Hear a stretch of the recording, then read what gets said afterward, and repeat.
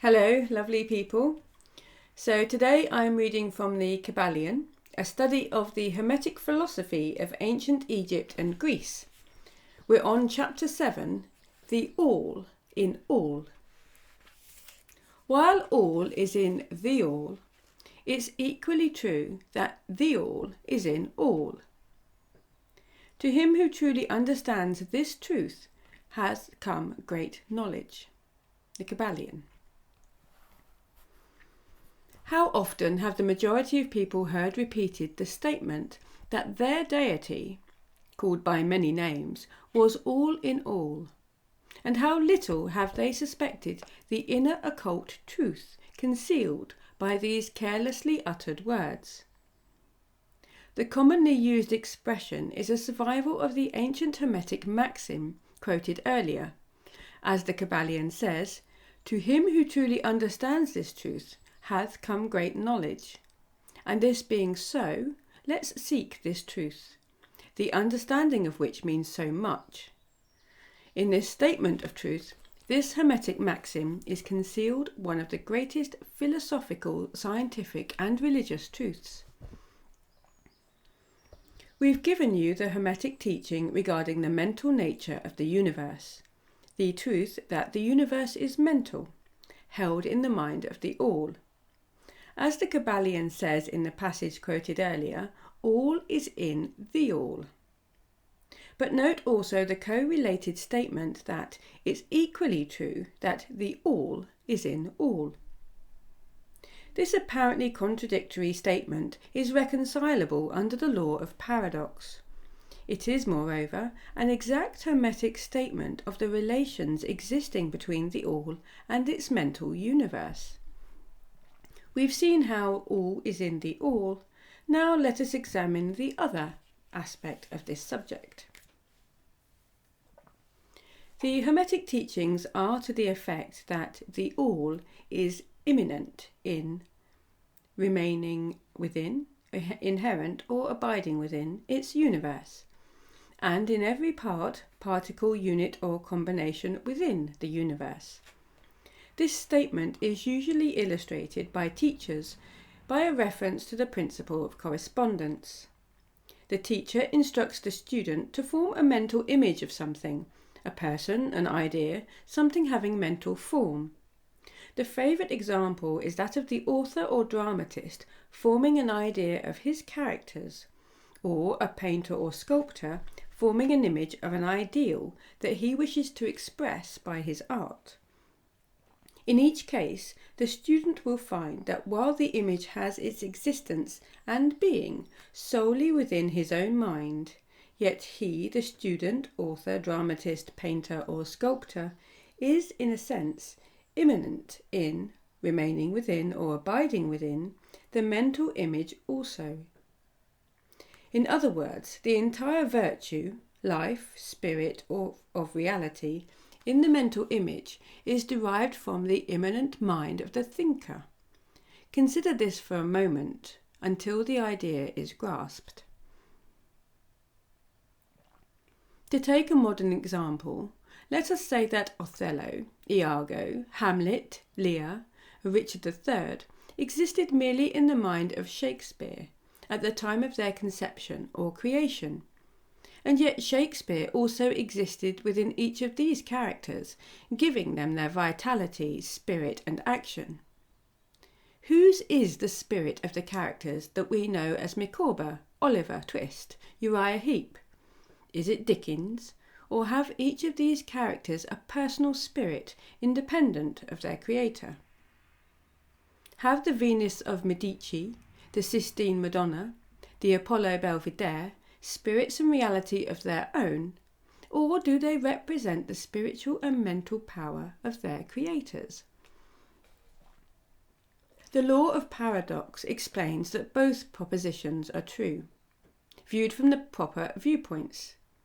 Micawber is both Micawber and yet Dickens, and again, while Micawber may be said to be Dickens, yet Dickens is not identical with Micawber. Man, like Micawber, may exclaim, "The spirit of my creator is inherent within me, and yet I am not he." How different this from the shocking half-truth so vociferously announced by certain of the half-wise, who fill the air with their raucous cries of "I am God." Imagine Paul Micawber or the sneaky Uriah Heep crying "I am Dickens," or some of the lowly clods in one of Shakespeare's plays eloquently announcing that "I am Shakespeare." The all is in the earthworm, and yet the earthworm is far from being the all. And still the wonder remains that, though the earthworm exists merely as a lowly thing, created and having its being solely within the mind of the all, yet the all is immanent in the earthworm, and in the particles that go to make up the earthworm. Can there be any greater mystery than this? All in the all, and the all in all. The student will of course realise that the illustrations given above are necessarily imperfect and inadequate, for they represent the creation of mental images in finite minds, while the universe is a creation of infinite mind, and the difference between the two poles separates them. And yet it's merely a matter of degree. The same principle is in operation. The principle of correspondence manifests in each, as above, so below. And in the degree that man realises the existence of the indwelling spirit immanent within his being, so will he rise in the spiritual scale of life. This is what spiritual development means: the recognition and realisation and manifestation of the spirit within us. Try to remember this last definition, that of spiritual development. It contains the truth of true religion. There are many planes of being, many subplanes of life, many degrees of existence in the universe, and all depend upon the advancement of beings in the scale, of which scale the lowest point is the grossest matter, the highest being separated only by the thinnest division from the spirit of the all. And upward and onward along this scale of life everything is moving. All are on the path, whose end is the all. All progress is a returning home. All is upwards and onwards, in spite of all seemingly contradictory appearances. Such is the message of the illumined. The Hermetic teachings concerning the process of the mental creation of the universe are that at the beginning of the creative cycle. The all, in its aspect of being, projects its will towards its aspect of becoming, and the process of creation begins. It's taught that the process consists of the lowering of vibration until a very low degree of vibratory energy is reached, at which point the grossest possible form of matter is manifested. This process is called the stage of involution, in which the all becomes involved or wrapped up in its creation. This process is believed by the Hermetists to have a correspondence to the mental process of an artist, writer, or inventor, who becomes so wrapped up in his mental creation as to almost forget his own existence, and who for the time being almost lives in his creation. If instead of wrapped we use the word rapt, R-A-P-T, perhaps we'll give a better idea of what is meant. This involuntary stage of creation is sometimes called the outpouring of the divine energy, and just as the evolutionary state is called the indrawing. The extreme pole of the creative process is considered to be the furthest removed from the all, while the beginning of the evolutionary stage is regarded as the beginning of the return swing of the pendulum of rhythm, a coming home idea being held in all of the Hermetic teachings. The teachings are that during the outpouring, the vibrations become lower and lower until finally the urge ceases and the return swing begins. But there is this difference. that while in the outpouring the creative forces manifest compactly and as a whole, yet from the beginning of the evolutionary or indrawing stage there is manifested the law of individualization. That is the tendency to separate into units of force, so that finally that which left the all as unindividualized energy returns to its source as countless highly developed units of life. Having risen higher and higher in the scale by means of physical, mental, and spiritual evolution. The ancient Hermetists used the word meditation in describing the process of mental creation of the universe in the mind of the all, the word contemplation also being frequently employed. But the idea intended seems to be that of the employment of the divine attention. Attention is a word derived from the Latin root meaning to reach out, to stretch out. And so the act of attention is really a mental reaching out, extension of mental energy, so that the underlying idea is readily understood when we examine into the real meaning of attention. The Hermetic teachings regarding the process of evolution are that the all, having meditated upon the beginning of creation, and having thus established the material foundations of the universe, having thought it into existence, then gradually awakens or rouses from its meditation, and in so doing starts into manifestation the process of evolution on the material, mental, and spiritual planes, successively and in order. Thus the upward movement begins, and all begins to move spiritward. Matter becomes less gross, the units spring into being, and combinations begin to form. Life appears and manifests in higher and higher forms, and mind becomes more and more in evidence, the vibrations constantly becoming higher. In short, the entire process of evolution, in all of its phases, begins and proceeds according to the established laws of the indrawing process. All of this occupies aeons upon aeons of man's time, each aeon containing countless millions of years, but yet the illumined inform us that the entire creation, including involution and evolution of a universe, is but the twinkle of an eye to the all. At the end of countless cycles of aeons of time, the all withdraws its attention, its contemplation and meditation of the universe, for the great work is finished, and all is withdrawn into the all, from which it emerged. But mystery of mysteries, the spirit of each soul is not annihilated, but is infinitely expanded. The created and the creator are merged. Such is the report of the illumined.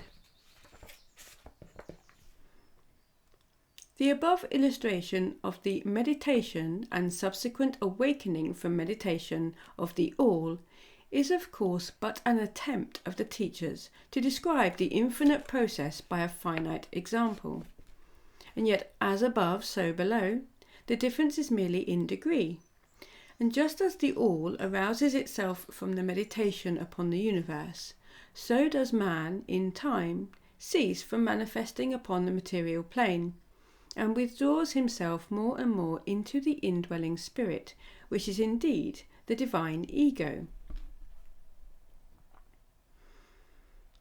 There is one more matter of which we desire to speak in this lesson, and that comes very near to an invasion of the metaphysical field of speculation, although our purpose is merely to show the futility of such speculation. We allude to the question which inevitably comes to the mind of all thinkers who have ventured to seek the truth. The question is, why does the all create universes? The question may be asked in different forms, but the above is the gist of the inquiry. Men have striven hard to answer this question, but still there is no answer worthy of the name. Some have imagined that the all had something to gain by it, but this is absurd, for what could the all gain that it didn't already possess? Others have sought the answer in the idea that the all wished something to love, and others that it created for pleasure or amusement, or because it was lonely, or to manifest its power. All puerile explanations and ideas belonging to the childish period of thought. Others have sought to explain the mystery by assuming that the all found itself compelled to create by reason of its own internal nature, its creative instinct. This idea is in advance of the others, but its weak point lies in the idea of the all being compelled by anything internal or external.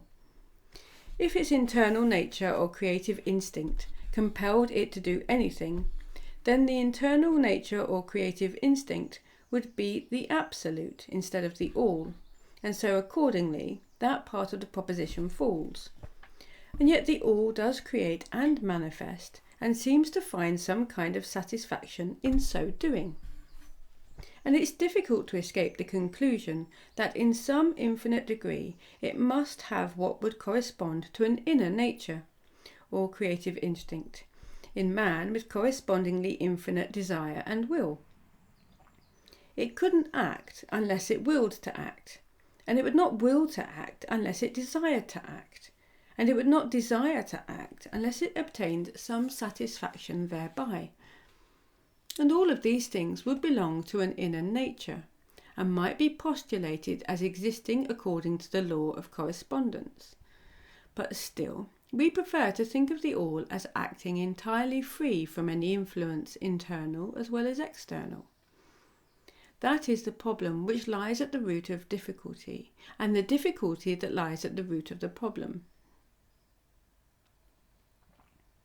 Strictly speaking, there can't be said to be any reason whatsoever for the all to act, for a reason implies a cause, and the all is above cause and effect, except when it wills to become a cause, at which time the principle is set into motion. So you see, the matter is unthinkable, just as the all is unknowable. Just as we say the all merely is, so we're compelled to say that the all acts because it acts. At the last, the all is all reason in itself, all law in itself, all action in itself. And it may be said truthfully that the all is its own reason, its own law, its own act, or still further, that the all, its reason, its act, its law are one, all being names for the same thing. In the opinion of those who are giving you these present lessons, the answer is locked up in the inner self of the all, along with its secret of being. The law of correspondence, in our opinion, reaches only to that aspect of the all, which may be spoken of as the aspect of becoming. Back of what aspect is, the aspect of being in which all laws are lost in law, all principles merge into principle, and the all, principle and being, are identical, one and the same, and therefore metaphysical speculation on this point is futile. We go into the matter here merely to show that we recognize the question and also the absurdity of the ordinary answers of metaphysics and theology. In conclusion, it may be of interest to our students to learn that while some of the ancient and modern Hermetic teachers have rather inclined in the direction of applying the principle of correspondence to the question, with the result of the inner nature conclusion, still the legends have it that Hermes the Great, when asked this question by his advanced students, answered them by pressing his lips tightly together and saying not a word, indicating that there was no answer. But then he may have intended to apply the axiom of his philosophy that the lips of wisdom are closed except to the ears of understanding, believing that even his advanced students didn't possess the understanding which entitled them to the teaching. At any rate, if Hermes possessed the secret, he failed to impart it. And so far as the world is concerned, the lips of Hermes are closed regarding it. And where the great Hermes hesitated to speak, what mortal may dare to teach? But remember that whatever be the answer to this problem, if indeed there be an answer, the truth remains that, while all is in the all, it is equally true that the all is in all. The teaching on this point is emphatic, and we may add the concluding words of the quotation, "To him who truly understands this truth hath come great knowledge." Okay, I'll leave that chapter there because there's a lot of information in that one. That's the end of chapter 7 of the Kybalion. I hope you enjoyed that. I will see you at chapter 8.